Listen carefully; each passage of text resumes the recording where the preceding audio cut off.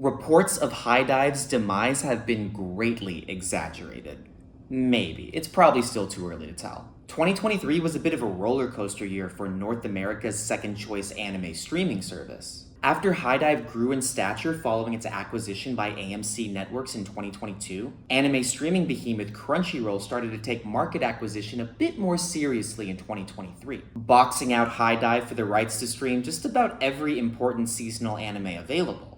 That was bad news for HIDIVE on one hand. But on the other hand, Oshi no Ko, arguably the biggest breakout anime hit of 2023, streaming on the blue app and keeping away from the orange one. It was a clear win for HIDIVE to be the exclusive home of a show with as much hype and critical acclaim as Oshi no Ko. It was sure to be a launch pad for future success, but it didn't take long for the momentum to reverse course. Because in early November, AMC announced that HIDIVE would be pulling out of the international regions that it had entered the year prior, now operating exclusively in the English language regions of Canada, the United States, Ireland, Great Britain, Australia, and New Zealand. But even though HIDIVE remained available for anime fans in these countries, the service started to deteriorate to the point of dysfunctionality, especially on the app. The issue started slowly for me, but then they started snowballing to the point where I couldn't even watch a single show on the app anymore. And there was a solid 4-month period where I didn't spend a single minute on HIDIVE. It was essentially a dead service to me, until in early 2024 when I read that HIDIVE was debuting its new look. And now that I've been reusing the service for a bit now, I have a much clearer idea of what this app is aiming to be. And I have a much more positive opinion about it than I did at the end of last year. So let's get into it.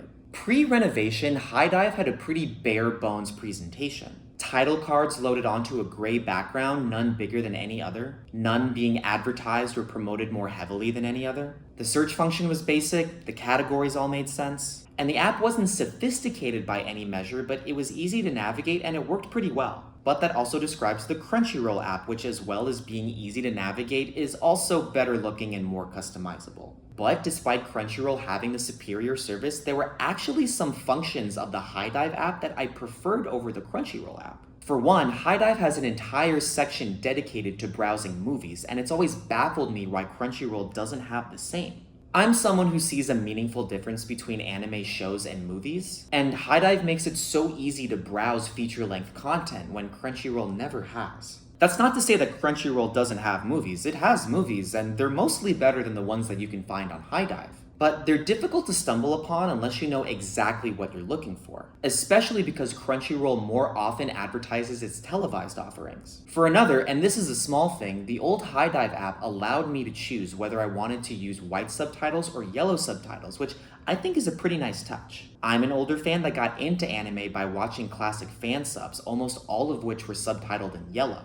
And while I don't think that yellow subtitles are inherently better than white subtitles, it still provides a nice hit of nostalgia for me to watch new shows with older looking copy. These were by no means groundbreaking features, but they were interesting enough to show that HIDIVE was willing to distinguish itself from its main competitor. I respect that sort of ingenuity because while HIDIVE will never be able to out-resource Crunchyroll and all of the Sony money behind it, it was able to stand out in distinct and important ways that made it the clear number 2 anime streaming service, at least in my country. But that's not the main reason I liked HIDIVE as a service initially. My favorite thing about HIDIVE was its content, especially around the new seasonals it brought out. Though it could only reliably license about 3 to 4 new shows per season, and sometimes even fewer, it would invariably license 1 or 2 shows that I absolutely loved. And that was because, whether by strategy or coincidence, HIDIVE would often license shows that were targeted to either a queer or adult audience, which happens to be me, plus a shit ton of other anime fans.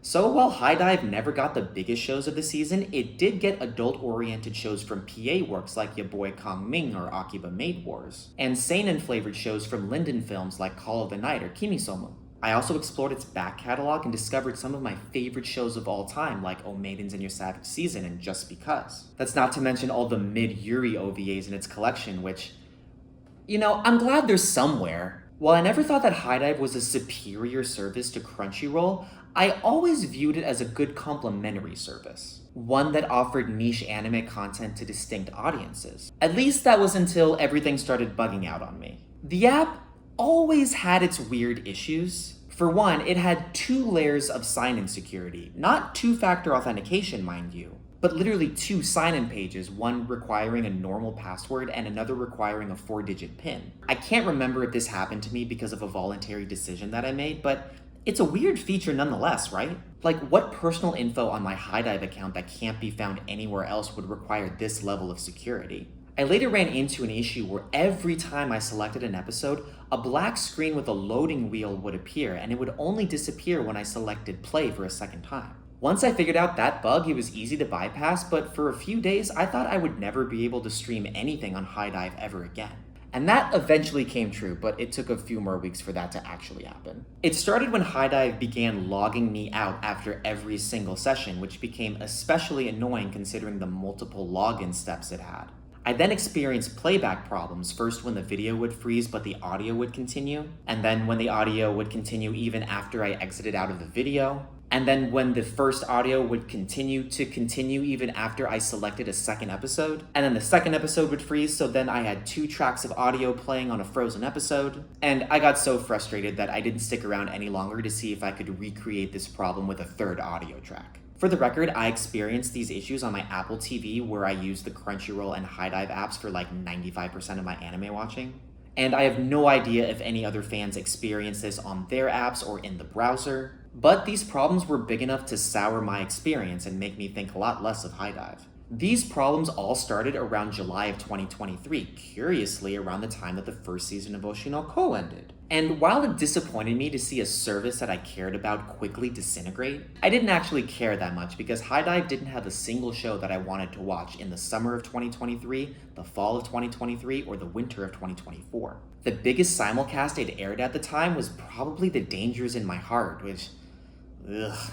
I've also seen some posts where people complain that some of the best shows in its back catalog, like Amagi Brilliant Park, suddenly disappeared. And that HIDIVE chalked it up to a service error, which, yeah, not good. Basically, HIDIVE didn't have the shows or even a functioning service for a few months. Pulling out of most of its international marketplace shouldn't have come as a surprise in hindsight, but it was another punch in the gut for HIDIVE. And all of this had anime fans wondering not if HIDIVE would stop operating, but when. And then, on March 7th, HIDIVE released a facelift, a much-needed revamp of its service. It wouldn't surprise me if all of the engineering efforts focused on maintenance in 2023 were suddenly refocused to building the new site, as it would explain why HIDIVE went so long as an essentially useless app. But I gotta say that the new app is mostly a step up over the old one. It's likely that whoever was in charge of the remodel told their people to make it look like Crunchyroll and by extension every other major streaming app. Because that's what the new HIDIVE app looks like. It has a feature show at the top and in the background. For me right now it's Oshinoko. And when you hover over a different show, the background selection changes. It looks more streamlined, more modern, and most importantly, all of the buttons work. I know that doesn't sound like high praise, but remember, there was a period of a few months where I couldn't touch anything on this app without it breaking. Everything I liked about HIDIVE's categories and search feature are still here. You can still browse by genre, simulcast, and dubs, and most importantly to me, you can still browse movies. Though the movie selection still isn't that impressive. There are some changes to the search feature that are puzzling to me, like how HIDIVE's search feature doesn't always label the show that shows up in your search results. For example, if I were to search for Shirobako, all of that show's episodes would appear on the top row, which itself is pretty weird. And then on a lower, more prominent row, an icon would appear to go to the show's main page, but it doesn't actually show the title of the show. You need to actually select it to verify that it is indeed Shirobako. I've seen the show enough to recognize Miyamori from miles away, but someone new to the show may not recognize it at all. And it seems like a weird aesthetic choice to leave the title off the show card. This isn't an issue for every show, like if you search Made in Abyss, for example, the title of the show appears prominently on the cell itself, but this doesn't consistently happen, and I don't remember it being a problem on the old app. A simple label at the bottom of every title card that shows up on the results page would fix this issue, and I can't imagine it would be that difficult to implement. At least I'm hoping this is just an oversight, as I would hate for this to be a conscious design choice to improve engagement metrics. And as for those conscious design choices, whoo boy are there some weird ones. HIDIVE has added a feature called watch lists, which essentially mirrors Crunchyroll's Crunchy lists, essentially allowing users to create and label multiple playlists. I don't use either of these features very much because I just keep one running watch list for myself. which Crunchyroll displays prominently at the top row of my homepage whenever I log into the app. HIDIVE used to do this as well. It doesn't do it anymore. That in itself is annoying because 95% of the time when I log into either of these apps, I'm looking to watch something on my watch list. And on mobile or in the browser, my watch list on HIDIVE is only a couple clicks away from the main menu. But in my Apple TV app, there is no dedicated watch list button on the main menu. I can only access my watch list by selecting the settings button, which is not intuitive, and something I only discovered after clicking every single button on the menu trying to figure out where my watch list went. Weird. Not as weird, but still a little disappointing. I can't seem to customize my subtitle color anymore, which isn't to say that the yellow subtitles are gone, because those appear on every one of my shows. Which means that the yellow subtitles are now either the default on HIDIVE or they somehow have been hard-coded into my preferences. And while I certainly don't mind this, I'm curious to see if anybody else has white subtitles on their HIDIVE shows. Now, I realize that's a lot of complaints for a service that I started this video by saying I liked. So I think it's time to start sending some compliments. Video playback now looks seamless on every single platform that I've tried. Now, that may seem like a baseline expectation for a streaming service, and I think it should be one for the biggest ones like Netflix and Hulu, but video playback consistency is never a guarantee for niche streaming services. And as someone who has used a bunch of sports streaming apps, I can't tell you how unreliable some of the biggest name apps like ESPN Plus and NBA League Pass are. Meanwhile, I've never had a streaming issue with Crunchyroll, and now it looks like HIDIVE is operating at a similar level, which is really good. It's also really easy to switch languages and toggle that feature in the video player itself. HIDIVE used to allow users to select their preferred language in their account preferences, but that feature is gone now. Likely because HIDIVE is a service that's only accessible in English-speaking countries now. But those Portuguese and Spanish dubs are still available on the shows that were streamed in that international window, so that's pretty cool, I guess. But most importantly though, it seems like HIDIVE has its licensing groove back. This may be because the spring and summer 2024 anime seasons are particularly strong, but it's not like HIDIVE just picked up the scraps that Crunchyroll just left behind. Some of the shows that HIDIVE has streamed over the last 2 seasons include Whisper Me a Love Song, Jellyfish Can't Swim in the Night, Urusei Yatsura, and Oshinoko. Not only are all of those good to great shows, they also line up with HIDIVE's aesthetic, which also happens to be mine. Basically, HIDIVE is back to a place where it's streaming niche bangers, queer shows, and Oshinoko, for whatever reason. Or in simpler terms, the HIDIVE I liked is back again. Here are my final thoughts. There's a common sentiment among anime fans about HIDIVE that they dislike the service but root for its success, based on the idea that competition, especially against a behemoth like Crunchyroll, is good for the consumer. For reasons that I laid out in my Crunchyroll defense video, I think that's a bit misguided, but I do still root for HIDIVE's success. I think HIDIVE is a niche service that provides a good product at an affordable price. And that's reason enough for me to want it to continue. I don't think it's as good or as essential an app as Crunchyroll, and it likely never will be. But I think it found its lane a while back, and I'm super glad that its new revamp didn't sway it in a different direction.